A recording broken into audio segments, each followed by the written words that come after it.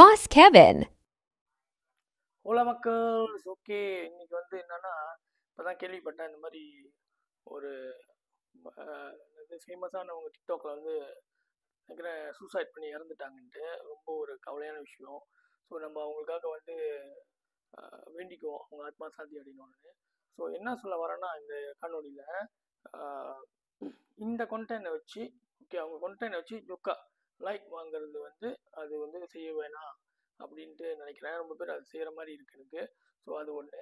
So இந்த வீடியோவுக்கு நீங்கள் லைக் போட வேணாம், ஷேர் பண்ணாதீங்க. உங்களுக்கு கேட்டுக்கிட்டிங்கன்னா ஓகே, அவ்வளோதான். ஸோ ரெண்டு விஷயம் சோஷியல் மீடியாவில் நான் என்ன முக்கியமாக சொல்ல விரும்புகிறேன்னா, ஒன்று நம்ம ரொம்ப ஆக்ரோஷமாக நம்மளோட ஒப்பீனியனை வைக்கிறது. இப்படின்னா இப்படிதான் சரி அப்படி இப்படின்ட்டு. இப்போ நான் கூட பாருங்க சொல்லுவேன், என் மண்டையில் வர கருத்து நான் சொல்லுவேன், அவ்வளோதான். அதை ஃபாலோ பண்ணலாம், ஃபாலோ பண்ண மாட்டேன் நான் சொல்லுவேன், நானே ஃபாலோ பண்ண மாட்டேன், அந்த மாதிரி கூட இருக்கலாம்.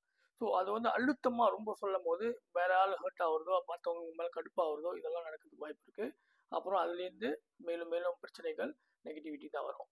ஆல்ரைட். ரெண்டாவது யாரையும் பகைச்சிக்கிறது, ஓகே, சவுண்ட் பண்ணுறது, பகைச்சிக்கிறது, எதிரியாக்குறது, அந்த மாதிரி விஷயங்களும் நம்ம செய்யாமல் இருக்கிறது பெட்டர். ஏன்னா ரூமில் உட்காந்து அடிக்கும் போது எல்லாம் சப்பாலாம் பண்ணும், அப்படி ஊவான்னு. வெளியே என்ன நடக்கும் நம்மளுக்கு தெரியாது.